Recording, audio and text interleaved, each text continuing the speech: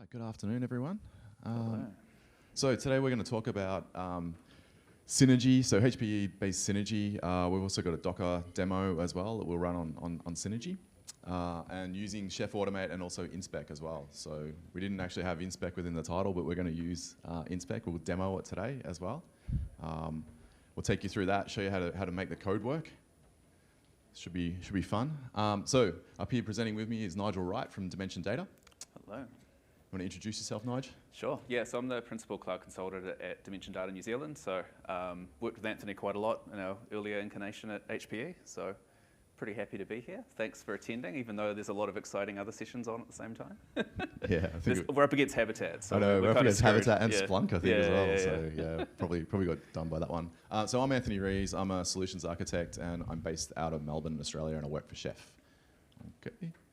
So we've got two main areas that we're going to cover off today. So first of all, we'll take you through OneView, and we'll take you through automating it with Chef, and we're also going to use Inspec as well. So we've got the ability now to be able to check that infrastructure using Inspec. So we've written some code on that. We'll demo that and get it up and running. Just out of interest, out of curiosity, how many of you are familiar with OneView or have used it in the past? Yeah, so not too many. That's what I thought. Okay. That's good because we'll show you the interface, we'll show you how it works, we'll give you a bit of description of how that works and tie it back to maybe something that you're more familiar with, like public cloud, and reference it back to that. And then once we've gone through, we'll show you how the code works for Chef, how you can repeatably create physical infrastructure, and then we'll take you in and show you a Docker-based demo on Synergy. Using Habitat. Using Habitat. We have to chuck Habitat in, otherwise I think we get fined or something. So I think so. I think you get thrown out of ChefConf if you don't use Habitat right. in the demo. That's right. That's right. Cool. Cool. All right. So without further ado, OneView. Let's have a look at OneView because it's kind of easier for you to see what's going on rather than us talk about random concepts. So OneView is the server management platform essentially for physical hardware, right? So we use that to set up the storage, we set up the networking, set up all the interconnects and all the upstream networking, all those bits and pieces that make physical servers run, right? All the stuff that's kind of hard to do. So what we can see here is we get a view of exactly what's going on in our chassis, in our enclosures, and in our physical servers. So we can have a look in the data center. We get a view of our data center, which is not that exciting. We've just got one data center running at the moment. Yeah, and it also shows the temperature as well. So you might not be able to see it, but it changes color depending on the temperature of the server, so you can actually tell, whether your data centers run hot or cold and things like that. It's a pretty useful feature. And so we can even go down to the rack, so we can see all the different components, the physical components that are running in those enclosures and in those frames. And we can go down to, even down to the power delivery devices. If you really want to see the power delivery devices in a GUI, we can do that. There's nothing there at the moment, so we don't have to worry about that. So that's the kind of stuff to get a view of what's happening in the kind of macro level, of your enclosure, of your frame. But we can also drill down into what we have server profiles. And server profiles are basically the way that a server is configured. So it maps all the networking, all the storage. We have absolutely nothing there at the moment, which is good. It's a fresh Synergy installation. Yeah, that's right. Fresh Synergy installation, so we'll go through some configuration of that. So we can go through, we can actually add operating system deployment, we can set up firmware, do all the network connections, all the local storage mapping, firmware, boot settings, BIOS, all that kind of stuff that you need to do with a server. We can do that with the server profile. And the idea is that we have different profiles for different functions, different roles. So we can kind of make sure that we have the right kind of connections and the right kind of storage for the right kind of server role. And the other kind of interesting things we've got here is we've got a list of all the server hardware, so we should have a whole bunch of servers running here. This gives us all the information about the physical hardware, all the ILO connectivity information, so we can go in and have a look at what's going on, on the actual box, which is pretty useful. Yeah, all the firmware versions. Correct. You can use this to be able to manage it and understand when you need to go and upgrade it and whether it's been upgraded, and pulls all that information through for you. Yep, and we have network information as well, so we can start creating our fiber channel networks, our Ethernet networks, etc. And there's tie nothing here at the moment. To it. What's that, sorry? Tie your VLANs to it. Tie your VLANs to it, yep, which is pretty good. And we can start grouping together networks as well into network sets. So that's the kind of overview of OneView. It's used to manage your physical infrastructure. I think it's probably better we jump back into this. Where are we here? Play from current slide. Yeah. And we can show you some of the code to actually configure the physical infrastructure. So what we've got at the moment, we've got a Synergy frame that's been racked and stacked, it's been connected into data center, and it's ready to go, right? And usually the next thing you do would be try and find someone who knows how to run OneView and configure that server and try and configure it again and try and configure it again and try and configure it again until it's up and running, right? That's obviously not an optimal way of managing this infrastructure. So we have Box Hugger. We do have Box Hugger, adequately named for those that love hugging tin, right? I just did that so that we could upset some of the HPE people that we used to work with. But no, they love the name anyway. And so basically what we're going to do now is we're going to have the ability to be able to orchestrate using Chef and to be able to create that environment and to be able to define, you'll be able to define the network, and then from the network we can define the VLANs, the fiber channels that are going to be connected, what's connected to which. Then we'll be able to do the interconnects, add scope to it as well, and then add server profiles to that too. All of the code that we've got is all shared on GitHub, so it's all publicly available for you to be able to use and fork and contribute to if you want to. And essentially, in terms of relationships, so to give you an idea of how all of this ties together, I think the relationship diagram probably does the best job here of describing it. It's a little bit, how can I say? It's a little bit, it's a bit of a hit and miss learning game, I guess you'd probably call it, Nigel. Yeah. And what I mean by that is there's a set of precedents that you need to have with dependencies, and if you try and stand up, for example, if you try and go and stand up your worker profile or add your scope to something before you've actually gone and defined everything within the network, you're going to get a failure, right? Because there's dependencies on it, and it's probably not that easy to go through and to be able to understand that, and that's why we've sort of put this information together, and we've also put that up on GitHub as well, because it's a really good starter pack for you to actually be able to go and stand up something that's working right through to including the server profile, because it's quite difficult to get started. The document that goes through and describes all of this in terms of the HPE document is about 250 pages to be able to get this information out and to be able to find the dependencies and make it work.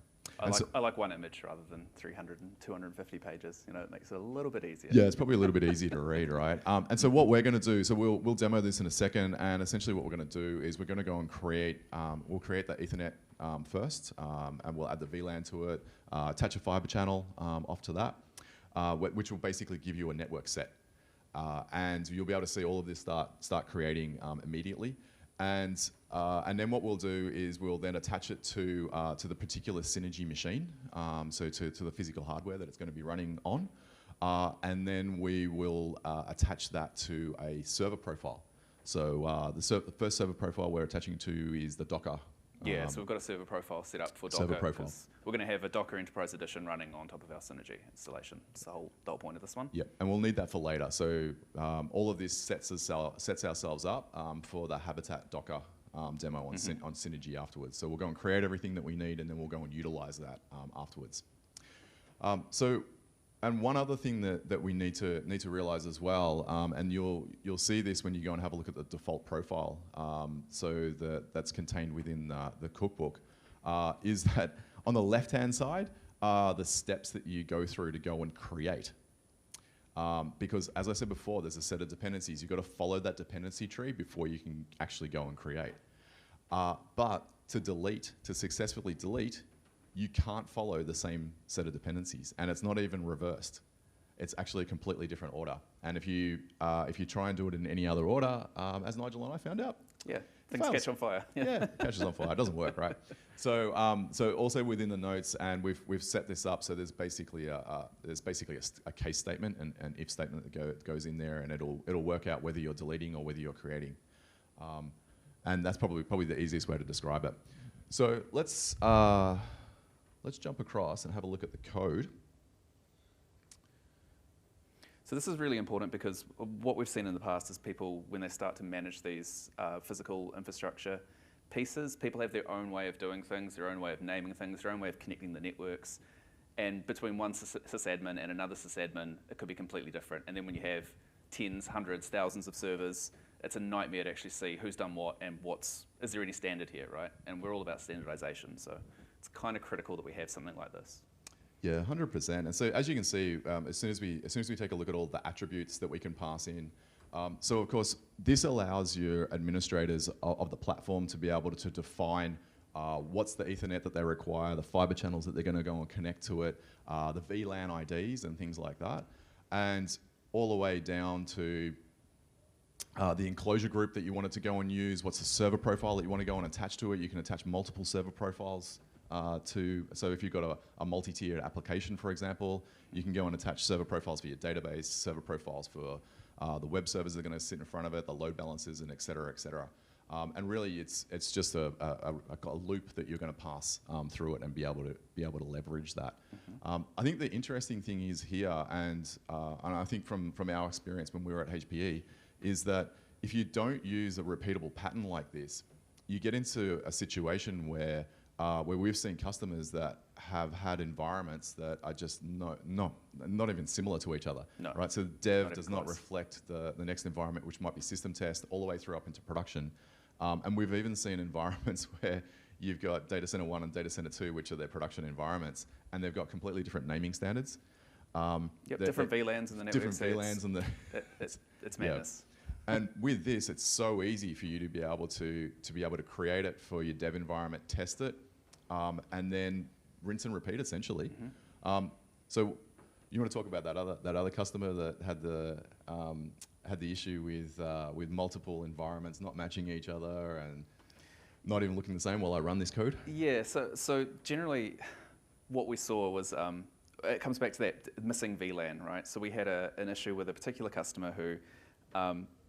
One day, their workload stopped working, right? Their servers were unresponsive. They weren't able to do anything.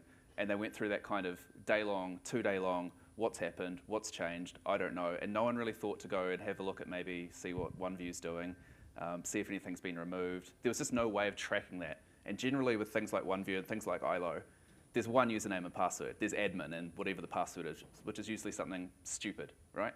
And there's no way of tracking who's done what. It's just admin's logged in and admin's changed something. So that's why we need something like this, so we can make sure if something's changed, and Anthony will show the demo in a second around inspec, we can see what's changed, and we can make sure we've got a baseline profile. So that's going off and creating now, and while it's running the cookbook, we can actually see it. We should see it start. Here we go. So you can see we've already got the Ethernet and the fiber channel that's started to create there. You'll see it as it's coming up. And we'll also see that the server profile will start to appear in a moment if it hasn't already been created. Right, so it's still creating the server profile. There you go. It's allocating it to the enclosure group now, and it's working on creating that Docker server profile. And there you go. Nice. Just appeared. So there we go. So now we can essentially see if we go back to the network. And we click on this little thing here, bang, there you go. And everything, you can see, everything has been attached to itself. So we can see how the relationships within this particular Ethernet and what it's attached to, what has it attached itself to in terms of the server, the Synergy server that it's using, what's the profile that it's using, and what's the enclosure group that you've bound it to, and all the way through to the scope that it's referencing. So it's a really repeatable way to be able to do that. And it's fast, right? That was It's pretty quick, wasn't it? under 5 minutes. When normally that would be kind of a few hours of trial and error, and trial and error is never fun when you've got pressure to actually get something into production. Yeah, and the other thing is too, like you doing it through the GUI takes time, and the chances of you making a mistake with the amount of configuration that has to be done, that would probably be 15, 20 minutes, I guess, with working through the graphical user interface. Absolutely. Yeah. And if you have to roll that out into every single environment, you just multiply it out, right? And now it's all done automatically. But the interesting thing from here is, of course, you can use Chef to do this, and there's also other ways to be able to do it as well, because it's an open API that's given to you. But the big difference with going with Chef, of course, is that you can use inspec to be able to test it. And my good friend Russell Seymour, so he's been working on the inspec piece for OneView. and it's in a beta at the moment. He's been kind enough to be able to share it with me, and I can show it to you working today. And basically, what we're going to do is everything that we've just gone and created now, we're going to go and test it.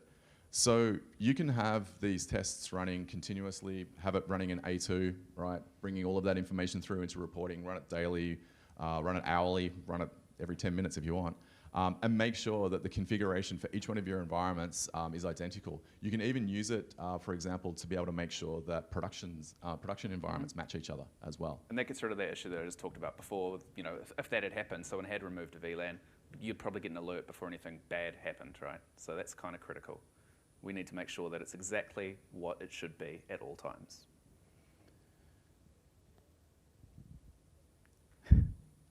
20 minutes is it's quite a short amount of time to go through an entire physical provisioning exercise, but that's okay. That's okay. So let's test it and see if it see how it actually runs. Right. So that inspect check is run, and let me make it a little bit bigger so you can read it. There we go. Right. So we've gone through and we've checked to make sure that the Ethernet's correct. That we're using and we've tagged the correct VLANs as well. You can see there that we've got an error on the enclosure group. So it's probably picked a different enclosure group for this particular one and failed my test because I wasn't dynamically passing in the variable, which you can do actually. And then I've had it to fail some logical interconnect informations here to show you what it looks like when we do get a fail on the matcher. And then finally gone through and checked to make sure that we've got affinity with the bays and also to make sure that we've got the correct worker profile assigned to it within the server grouping as well. So inspect works really well against OneView. It's very cool. It's quite cool. And that's just gonna be so much easier for your entire fleet, right? If you scale that out to all your physical infrastructure and get a view of what's happening across your entire fleet, that's fantastic. And it also doesn't have to be just the newest, latest and greatest Synergy, right? Because there's a ton of HPE hardware out there that runs OneView, and we can still use this to actually start getting a view of what's happening in those environments. You won't get as much information, but we can still see, right? So that means you're getting a bit more value out of that old tin that's lying around. Should we quickly jump in and do the habitat? We can try. We can try. See if we make it before we get thrown off stage. We can certainly try. So the key thing about this is that there's a component called the image streamer, which basically streams operating system images across into the server hardware. So that means that you can have your gold images, your application configuration stored on this module, and it will create a nice SCSI connection and spin up your virtual machines, your physical infrastructure rather, based on an OS. So that's kind of the key behind this. I'm going to skip through these so we can actually get to the good bits. But we're deploying Docker Enterprise Edition on top of Synergy, right? So we've got BoxHugger preparing the physical infrastructure, getting that all up and running. And then we've got a hodgepodge of scripts and Chef cookbooks to kind of stand up Docker Enterprise Edition, which isn't ideal, right? So that's what we're doing at the moment. And the idea is that the next iteration of this is going to be moving a lot more of those kind of gold image deployments into the BoxHugger kind of cookbook, so we can start doing all that from one and getting that streamlined, right? And we mentioned Habitat because we have to mention Habitat. So Habitat's really good for this because we can actually we can export it as a tarball and run it on bare metal. We can export it as a Docker image. We can export it as whatever we like and run it wherever we like, right? Which is key for Synergy because Synergy is all about composable infrastructure. You can, one day it might be a Docker Enterprise Edition cluster, the next day it might be Kubernetes, the next day it might be Hadoop, right? I doubt that will happen in actual production, but it's possible. And because we've only got about 30 seconds left, here's one we prepared earlier. So Docker Enterprise Edition is stood up on our Synergy environment, which is all good. It's there, it's happy, that's not it, that's it. So it's running happily along on our Synergy. And so what I can do now is I've actually got a really critical, business critical application that I'm going to deploy onto my Docker Enterprise Edition on top of Synergy using Habitat. So, oh, thank you. I'm just going to make a really quick change here because I'm a really good developer. I'm just going to bump the version up, and that's going to be the end of my deployment. The only feature I'm adding is an additional number to the version. Really good developer. Did I mention that? It's a good feature, that one. So I'm just going to add that. I'm going to commit it with a really useful message. Version number. Version number change. Beautiful. Yeah, cool. And then I'm just going to push that. If I can spell, which I can. Hooray. Then all going to plan, yay, it's pushed, fantastic. So it's pushed to my GitLab environment. And what's going to happen now really quickly is Jenkins is going to pick that up. Don't worry, there's only about 30 seconds left, so we can have a look here at what's going on in my build. I've got a build that's just kicked off now. So Jenkins is running my build, and it's going to do a few things. It's going to clone the repo. It's going to build the Habitat package for me. It's going to export that Habitat package as a Docker image. It's going to push it up to my Docker registry, and it's going to deploy it to Docker Enterprise Edition running on Synergy. This should only take about 30 seconds or so.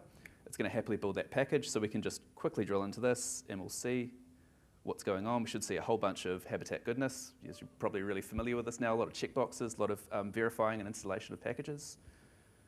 So that's pretty much done. Yay. It's done the build. It's exporting to Docker now. This is really cool because you don't have to mess around with anything. It's just doing everything for me. I don't have to bother with a Docker file. It's going to create that image for me and upload it, which should happen any second now. And the great part is you can automate this all the way from automating the provisioning of your tin, your VLANs, the profiles that are required for Docker Enterprise Edition to be able to stand all of this up. And then, of course, with Hab, you can push it onto any platform that you need. Absolutely. And most of these customers that we know that are using Synergy are using hybrid-based environments, right? So they've got a data center and they've also got public cloud. And that's where this really, I think, fits in quite neatly. Yeah, and there we go. It's pushed it up to the registry. It's going to deploy it. It's deployed to Docker. We've got a happy little success there. So in theory, we should have something working any second now. Should be a stack here called Habman. Let's get some refresh happening. Cool, and there is. And if we just quickly check this, we should have my really critical application. There we go. Hopefully this will work. Hey, and it did. So I've got Habicatman running, and now I'm just going to spend... Ooh, with sound as well. There is, and I've got my little Habitat Pacman running. Really business critical application.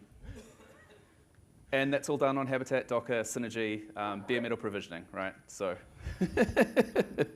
Complete with sound. And there you go, 3 live demos, all worked. Yeah, only a little bit over time. Yep. Thanks so much for your time. Thank you, everyone. Cheers.